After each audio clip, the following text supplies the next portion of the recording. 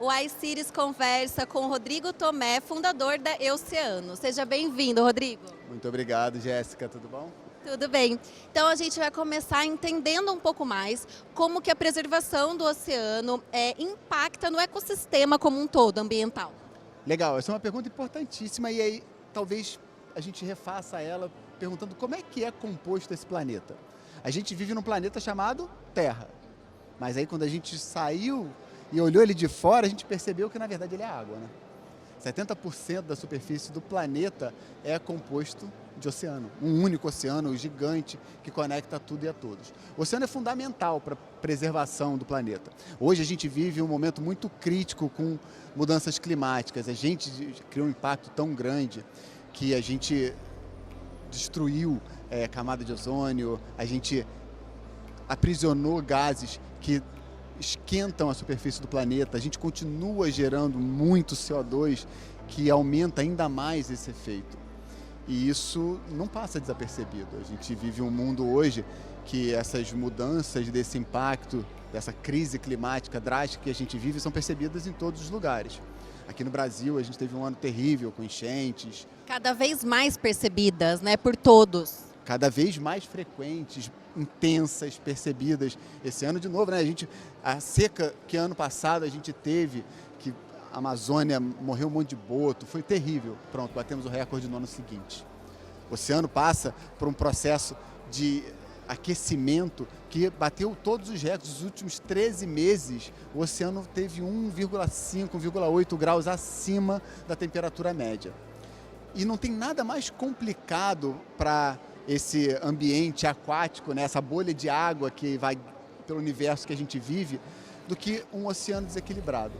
O oceano desequilibrado é um retrato claro do desequilíbrio em todos os lugares. Só que com o oceano tem um outro agravante. Além desse desequilíbrio todo que a gente cria e que impacta esse ecossistema, o oceano é responsável por diversos outros mecanismos que envolvem outros ecossistemas. Por exemplo, tivemos aquela chuva terrível no sul, no começo do ano. Terrível, um evento sem precedentes.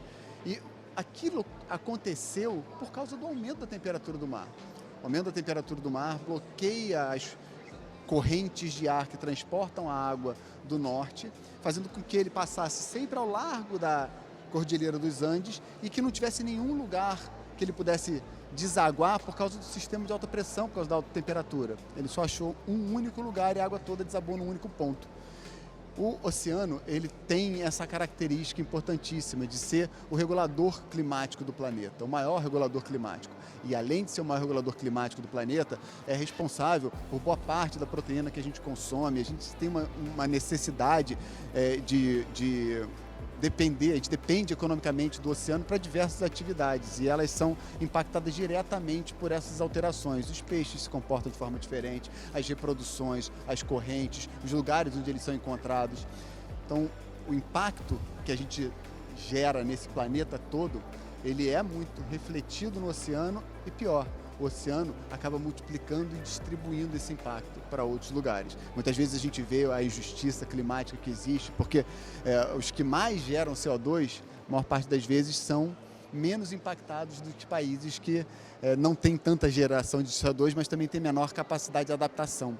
E o mar, o oceano, ele tem esse potencial de transportar essa energia toda, transformando as paisagens por onde passam esses problemas, né? Então hoje, inclusive só para terminar, dizer que hoje é um dia especial para a gente falar sobre isso, porque hoje passou no Senado, mas foi adiado para a semana que vem, a PEC 03, que fala da questão das praias, que na verdade não é uma PEC que fala de praias, a gente fala de terrenos de marinha, que é uma zona de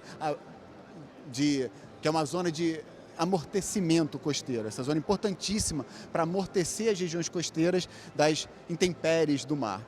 E essa PEC, ela fala sobre a privatização para facilitar o acesso a essas áreas, a esses recursos para a gente ter desenvolvimento econômico. E claro, o desenvolvimento econômico é fundamental, mas a gente precisa pensar que o desenvolvimento econômico ele não pode ser maior do que o estrago potencial que a gente cria no ecossistema. A gente está vendo isso hoje, a gente vive isso hoje. É difícil para a gente perceber quando a gente causa, mas hoje está fácil de perceber o que a gente já causou.